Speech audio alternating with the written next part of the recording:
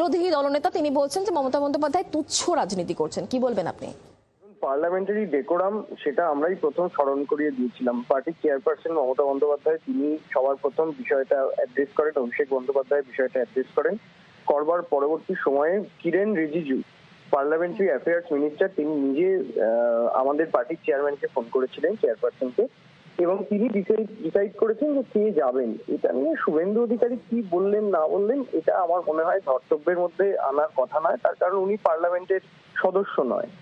আর দ্বিতীয়ত হচ্ছে যে শুভেন্দু অধিকারী নিজে পরিবারবাদের প্রোডাক্ট। ওনার বাবা শিশির অধিকারী না হলে ওনাকে আজকে বাংলার রাজনীতিতে খুঁজে পাওয়া যেত না।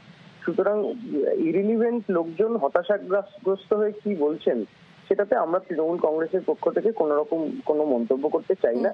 এটা আমরা জানি পিপুলস এনার্জি অভিষেক ব্যানার্জি আর শুভেন্দু অধিকারীর অ্যালার্জি অভিষেক ব্যানার্জি। তো ওনার এত অ্যালার্জি যখন উনি হতাশাগ্রস্ত হয়ে এই আত্মনাদ। অনেক ধন্যবাদ আমাদের সঙ্গে টেলিফোন